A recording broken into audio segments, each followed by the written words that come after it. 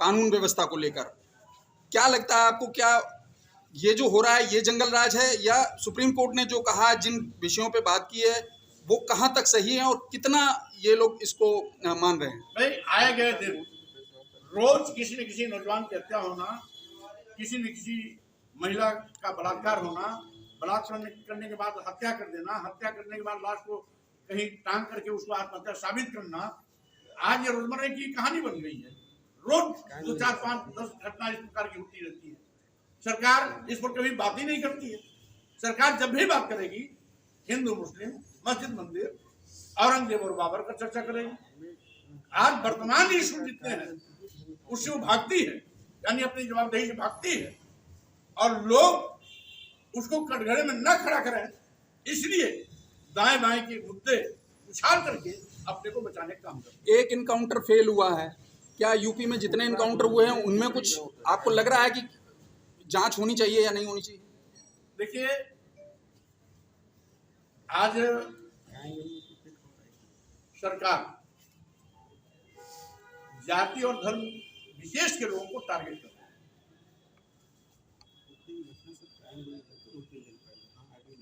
सरकार के संरक्षण में कुख्यात गुंडे माफिया अपराधी एक नहीं, एक लंबी फहरिस्त है जो मनमाना काम कर रहे हैं।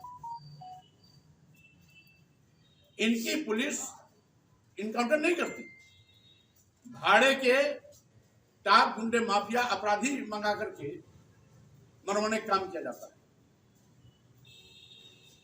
चाहे अतीक अहमद रहे हो, चाहे मुख्तार अंसारी रहे हो, इन दोनों का पुलिस ने इनकाउंटर नहीं किया। सैकड़ों पुलिस के घेरे में प्राइवेट गुंडे माफिया अपराधी ने हमला कर उन पर हत्या की। तो स्वाभाविक रूप से ये सरकार आज गुंडे माफिया अपराधियों का पोषण कर रही है और धर्म विशेष के लोगों को टारगेट करके उनको निशाना बना रही है। इसके सिवाय कुछ नहीं। हिंदुत्व में दलित, भारतीय जनता पार्टी की सरकार प्रदेश और देश की जनता के साथ साथ दे रही है, इनको सत्ता में रहने का कोई अधिकार नहीं है। हम यद्यपि पूरे प्रदेश को तैयार कर रहे हैं चुनावी नियत से भी, लेकिन भाजपा को सत्ता सुधारने के लिए यदि किसी से हाथ मिलाने की भी आवश्यकता पड़ेगी, हमें कोई विरोध नहीं है। लाइट माइंडेड पार्टियों से हाथ मिलाने में हमें कोई संकोच नहीं है।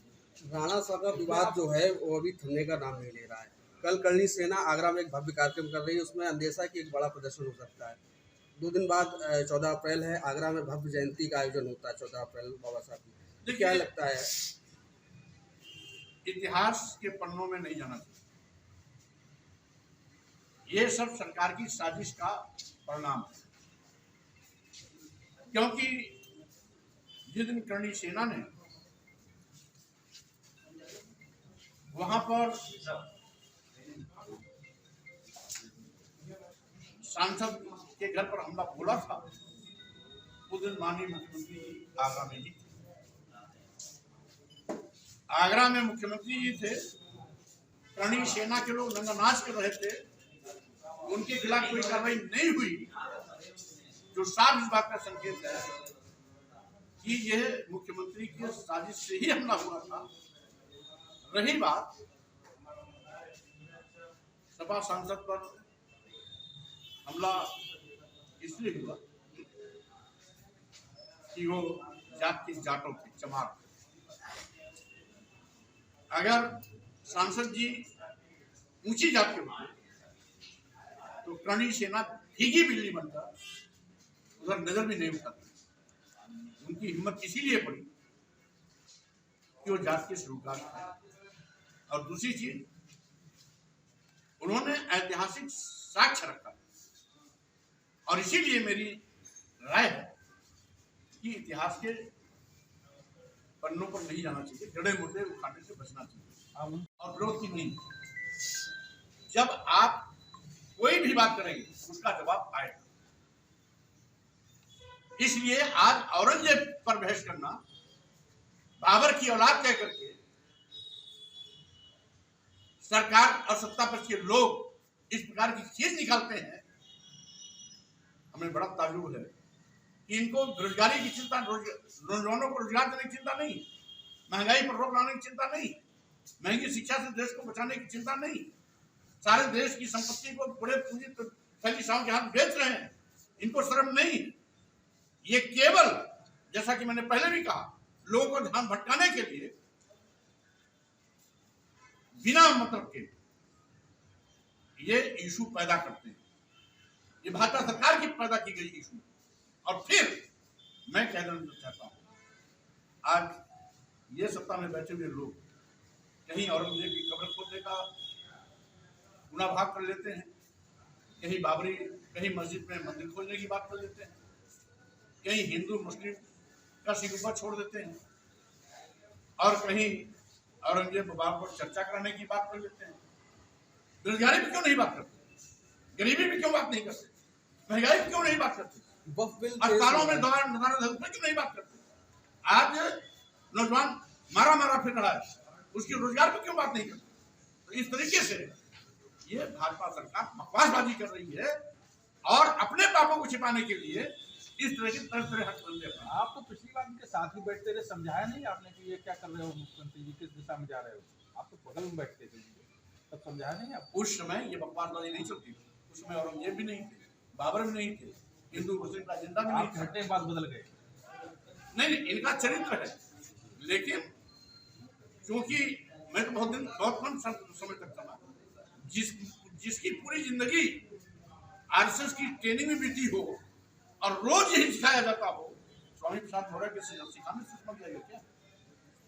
वक्फ बिल पेश हुआ, क्या कितना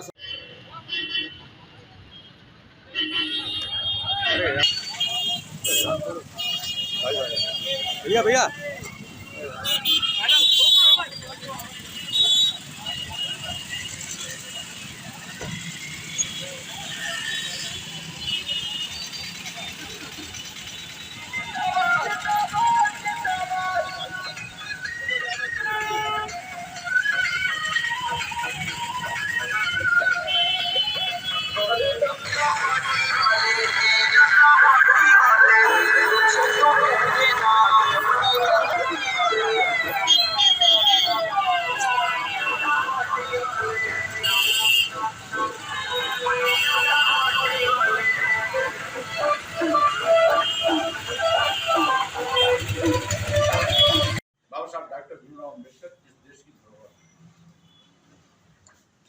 उनकी जयंतियां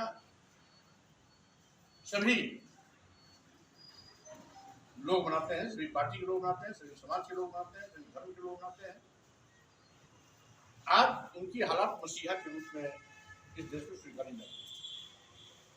वो कोई नया काम नहीं करने जा रही है। हम लोग इसलिए कि हिंदू धर्म के सबसे बड़े वो ठेकेदार और नंबरदार जो खुद इस बात को स्वीकार कर रहा है कि वर्ण और जाति भगवान ने नहीं बनाई, तो हिंदू धर्म के लोगों के, हिंदू धर्म के जो मठाधीश लोग हैं, कम से कम उनकी आंख तो खुलनी चाहिए। उनको तो इंसानियत के रास्ते पर चलना चाहिए, उनको तो सबको सम्मान देने की बात करनी चाहिए। लेकिन आज भी वो अपने धर्म के सबसे बड़े ठेकेदार की भी बात नहीं सुन रहे हैं। चिंता इसकी है। धन्यवाद सर। इसलिए कोई नई फैसला नहीं करने जा रही है। नेता, ये सवाल ये था कि अन्य बात यह है कि उनका देश के लोगों का धर्म बन चुका है, इसलिए वो कोई नया चाल चल नहीं। 2027 के जो चुनाव आएगा